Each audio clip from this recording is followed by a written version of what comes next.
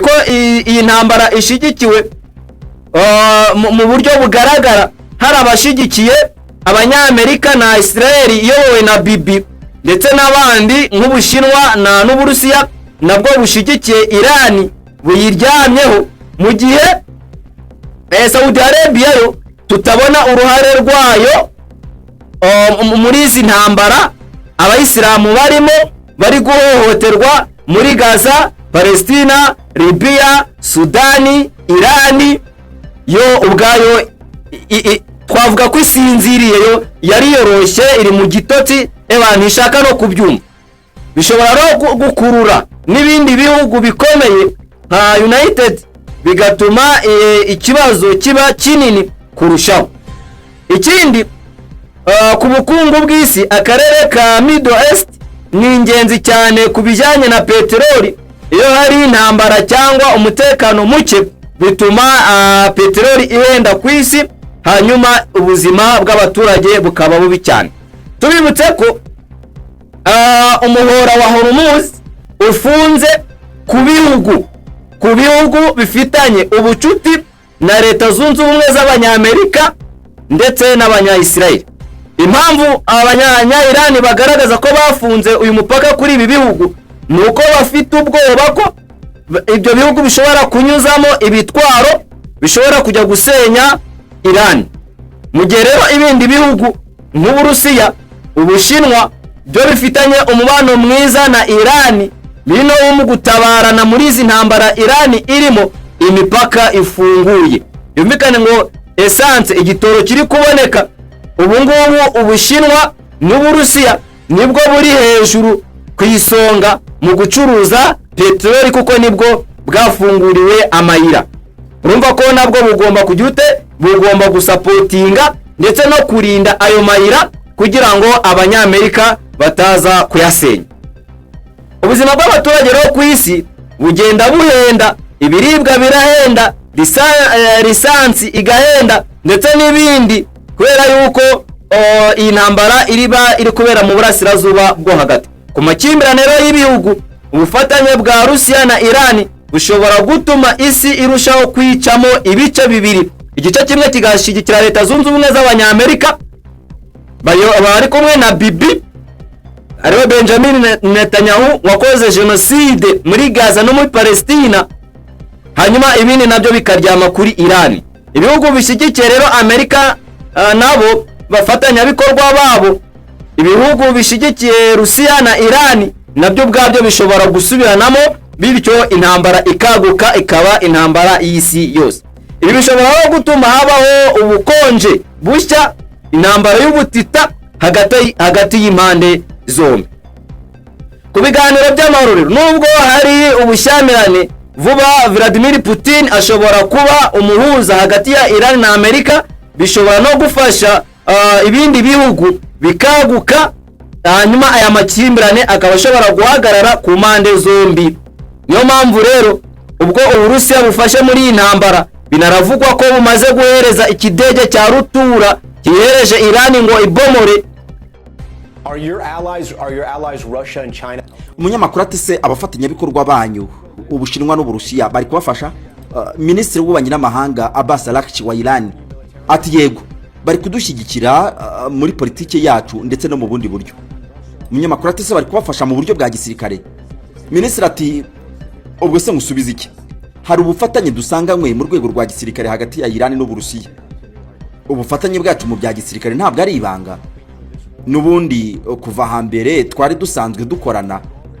Ibyo kandi n'ubundi byarakomeje, ngira ngo urabizi, kandi ntekereza ko nta kibuhagaritse n'ubundi buzakomeza. Umunyamakuru ati none muri iyi ntambara nyine barimo barabafasha? Ati ariko nakubwiye ko dusanganywe ubufatanye, rero basanganywe natwe. Umunyamakuru ati nyine ndagira ngo mbwire niba ari byo. Subiza yego. Ubu nonaha muri iyi ntambara bari kubafasha? Minisitiri ati urumva nanjye ntabwo ubu nonaha rwagati mu ntambara aribwo najya kugusobanurira, bisa naho uri kumenesha amabanga ku bufatanye bwacu n'igihugu dusanganywe. Ikibazo cy'umutekano wa Saudi Arabia. Saudi Arabia nk'uko twabigaragaje irinzwe na Leta Zunze Ubumwe z'Abanyamerika, akaba ari nayo mpamvu igihe cyose Leta Zunze Ubumwe z'Abanyamerika yasaba Saudi Arabia gutera Iran, yumvikane ko Saudi Arabia nta yandi mahitamo ifite, nayo yahita itangira kugaba ibitero ku bayisilamu kandi ariyo gicumbi cy'ubuyisilamu. Bityo rero nuko ngo Iran ifite ubwoba ko isaha n'isaha Saudi Arabia yagaba ibitero kuri Iran ikoresheje inyubako cyangwa se ikoresheje ibikorwa by'umwanzi w'ubuyisilamu ari we Leta Zunze Ubumwe z'Abanyamerika. Mu gihe rero kuko Saudi Arabia ubwayo nta ntwaro za nuclear igira, kuko uyu ubwayo irinzwe n'umunyamerika, niyo mpamvu ubona ubuyisilamu bwo muri Saudi Arabia ugiye kubugereranya n'ubundi bw'ahandi usanga butameze nk'uko intumwa y'Imana Muhammad sallallahu alaihi wasallam yabusize. Abantu bamaze guta idini, abantu bamaze guta umuco, kuko idini ni ugutabarana, idini ni ugufashanya, idini ni ukugirana inama. Hanyuma se Saudi Arabia ihagaze hehe mu kugira inama muri izi mpande zombi? Byo bwayo yagiye gucumbikira umwanzi w'ubuyisilamu, yagiye kuba inshuti n'abanzi b'ubuyisilamu, kandi ikagaruka igasoma Qur'ani, kandi Qur'ani ibuza abayisilamu kugirana ubucuti n'abatari abayisilamu.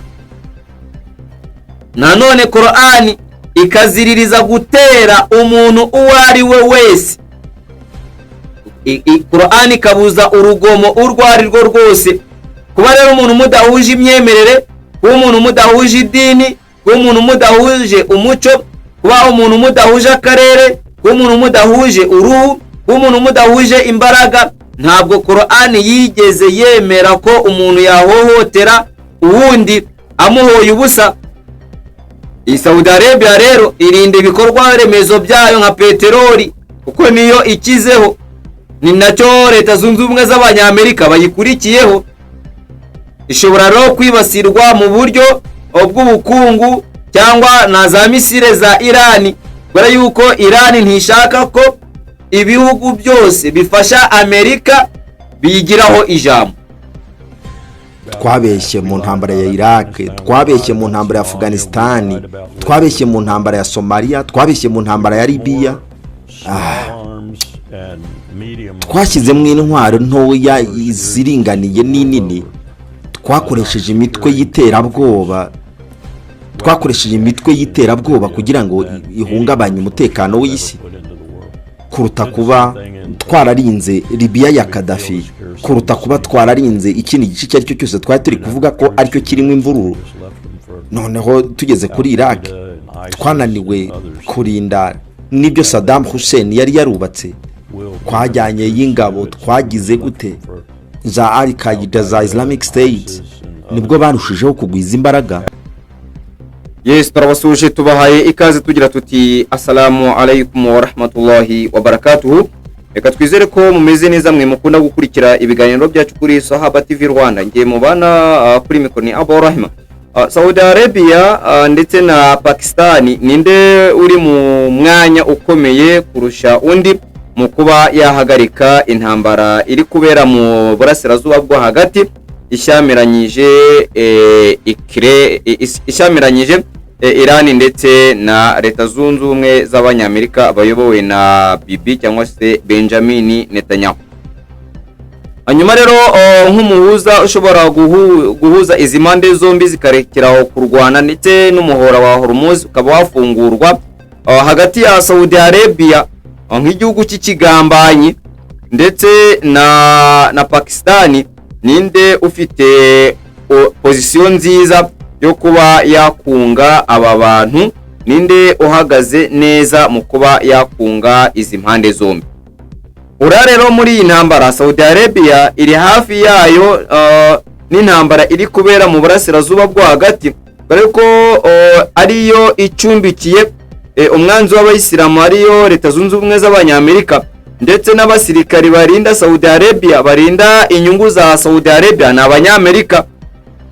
Bityo rero Saudi Arabia ifite ingaruka zitaziguye zo kuba yaracumbikiye umwanzi kandi kumwigobotora ngo yiyomeke kuri Iran ndetse no kuri Pakistan ntibyabasha kuyikundira, kandi umwanzi w'Uwisilamu ayirimo imbere afitemo ibirindiro.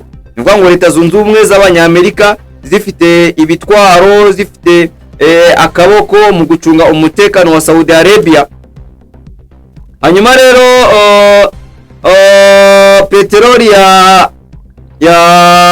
ya Saudi Arabia ikaba ikoreshwa na Leta Zunze Ubumwe z'Abanyamerika, kuko Saudi Arabia ikize kuri peteroli, akaba ari naho ubukungu bwayo bwubakiye.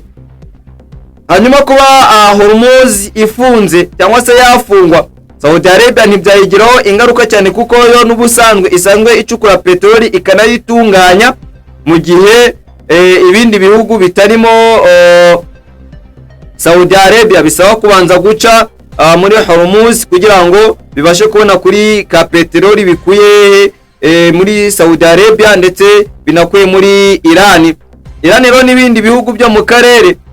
Ni ngombwa ko iyi ntambara ishobora kuba yafata isi yose, mu gihe Uburusiya nabwo bwamaze gufatamo, nkuko tumaze kubibona ko Vladimir Putin yamaze kugirana amasezerano na Iran mu buryo bweruye yo gutabarana ndetse no gushigikirana ndetse no guhanahanana amakuru. Ni mu gihe rero nkuko twabibagejejeho, ni mu gihe Amerika na Bibi biteguraga gutera Iran, hanyuma mu butasi bw'Uburusiya bagahita bohereza Iran ko bamaze gupanga aho guhagurukiriza ibitwaro byo ngo babatere, hanyuma Iran igahita ibatera aribo gahita ibasenya ako kanya. Pakistan rero iri kure yaho gato yahabera intambara, ntiri mu mirwano cyangwa mu biganiro kuba yagira igihugu na kimwe iganira nacyo mu buryo bw'ibanga. Yo ibyo irashaka kubishira ku mugaragaro nk'umuntu ushaka kunga izi mpande zombi, uruhande rw'Abanyamerika na Israel iyobowe na Bibi ndetse na Iran. Ariko ifite umubano na Iran mwiza, ifite umubano mwiza na Saudi Arabia, ifite intwaro za nucleaire za kirimbuzi, nayo kuba ifite ijambo mu burasirazuba bwo hagati. Hanyuma rero muri strategy balance ikaba iri kubalansinga izi mpande zombi kugira ngo ibone ko yahuza aba bantu. Ikibazo cy'umutekano wa Saudi Arabia nkuko twabigaragaje irinzwe na Leta Zunze Ubumwe z'Abanyamerika, akaba ari nayo mpamvu igihe cyose Leta Zunze Ubumwe z'Abanyamerika yasaba Saudi Arabia gutera Iran, byumvikane ko Saudi Arabia nta yandi mahitamo ifite, nayo yahita itangira kugaba ibitero ku Bayisilamu, kandi ariyo gicumbi cy'Ubuyisilamu. Bityo rero nuko ngo Iran ifite ubwoba ko isaha n'isaha Saudi Arabia yagaba ibitero kuri Iran ikoresheje inyubako cyangwa se ikoresheje ibikorwa by'umwanzi w'Ubuyisilamu ari we Leta Zunze Ubumwe z'Abanyamerika. Mu gihe rero kuko Saudi Arabia ubwayo nta ntwaro za nucleaire igira, kuko uyu ubwayo irinzwe n'Umunyamerika, niyo mpamvu ubona Ubuyisilamu bwo muri Saudi Arabia ugiye kubugereranya n'ubundi bw'ahandi usanga butameze nk'uko intumwa y'Imana Muhammad sallallahu alaihi wasallam yabusize. Abantu bamaze guta idini, abantu bamaze guta umuco, kuko idini ni ugutabarana, idini ni ugufashanya, idini ni ukugirana inama. Hanyuma se Saudi Arabia ihagaze hehe mu kugira inama muri izi mpande zombi? Yo ubwayo yagiye gucumbikira umwanzi w'Ubuyisilamu, yagiye kuba inshuti n'abanzi b'Ubuyisilamu, kandi ikagaruka igasoma Qur'ani, kandi Qur'ani ibuza Abayisilamu kugirana ubucuti n'abatari Abayisilamu. Nanone Qur'ani ikaziririza gutera umuntu uwo ari we wese. Qur'ani ikabuza urugomo urwo ari rwo rwose. Kuba rero umuntu mudahuje imyemerere, kuba umuntu mudahuje idini, kuba umuntu mudahuje umuco, kuba umuntu mudahuje akarere, kuba umuntu mudahuje uruhu, kuba umuntu mudahuje imbaraga, ntabwo Korani yigeze yemera ko umuntu yahohotera uwundi amuhoye ubusa. iyi Saudi Arabia rero irinda ibikorwa remezo byayo nka peteroli kuko niyo ikizeho, ni nacyo leta zunze ubumwe z'abanyamerika bayikurikiyeho. ishobora rero kwibasirwa mu buryo bw'ubukungu cyangwa na za misile za Irani, kubera yuko Irani ntishaka ko ibihugu byose bifasha Amerika biyigiraho ijambo. Pakistan rero ifite intwaro za nucleaire mu gihe Saudi Arabia nta ntwaro za nucleaire igira. Ifite ikibazo gikomeye cy'umutekano imbere, kuba yo ubwayo Saudi Arabia yaragiye mu kwishora mu maboko y'abanyamerika ndetse n'abazayoni. Ntabwo rero byabasha kuyorohera kuba yatabara Irani cyangwa se ngo itabare abayisilamu bari muri Gaza, cyangwa se itabara abayisilamu bari muri Palestina, cyangwa se itabara abayisilamu bari muri Iraq, cyangwa se itabara abayisilamu bari muri Libya, muri Sudani. Dore Libya bayisenye, Saudi Arabia irebera, ariko se ari gukora iki kandi wayisenye imucumbikiye yayisenyesheje ibikoresho akuye mu gihugu nka Saudi Arabia?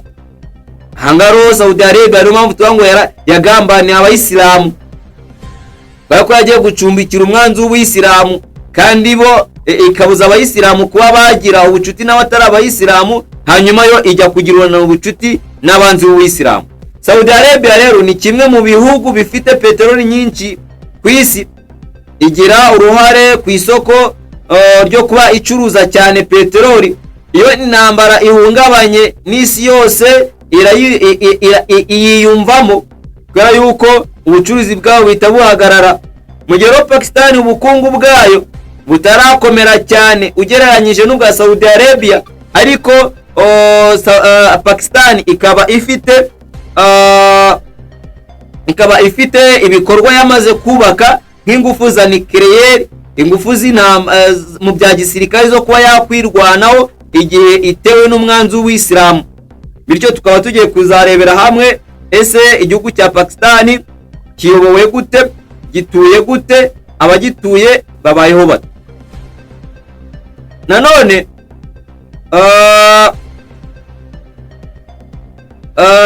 imbaraga za diplomasi. Saudi Arabia umufatanyabikorwa ukomeye wa United States, ngo ni leta zunze ubumwe z'abanyamerika, ni umufatanyabikorwa wayo ukomeye. Nuko ngo ibitero Amerika igaba ku bayisilamu, Saudi Arabia nayo bifitemo akaboko. Ifite ijambo rero ryo kuba yavuga ibikorwa by'abayisilamu bikabungwabungwa.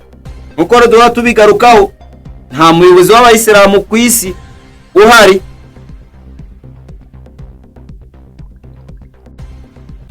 Ubwo rero abaturage batuye muri Pakistan ni 95% ni abayisilamu. Urumva ko 5 nibura ku ijana ari byo by'abari muri Pakistan batari abayisilamu, nk'abakozi bashobora kuba bafasha mu bigendanye n'ubuhinzi, ubucuruzi n'indi mirimo isanzwe bavuye mu bindi bihugu bigiye bitandukanye bajya gushakiramo amaronko cyangwa se ubuzima. Yumvikane ngo rero Pakistan ni igihugu cya Kisilamu 100%, abakirimo ba 5% ni abakozi babo baturuka mu bindi bihugu. Urumva rero abatari abayisilamu ni hafi 4% cyangwa se 5% by'abakozi bakora muri Pakistan mu kubafasha imirimo igiye itandukanye nk'ubuhinzi n'ubworozi n'ibindi. Hanyuma rero abakristo barimo ni 4 na 5, hagati ya 4 na 5% by'abaturage bari muri Pakistan. Ahantu hake hari abasikh n'abandi bantu batari abayisilamu. Bityo Pakistan ni kimwe mu bihugu bifite abayisilamu benshi cyane ku isi. Ese Pakistan iyobowe nande, iyobowe gute, sharia yayo ikora gute? igisubizo ni nuko Pakistan si igihugu cyose kiyobowe na sharia nk'uko bamwe babitekereza, ahubwo ni ni igihugu gifite amategeko avangavanze, amategeko ya Kisilamu ndetse n'amategeko yandi y'abaturage.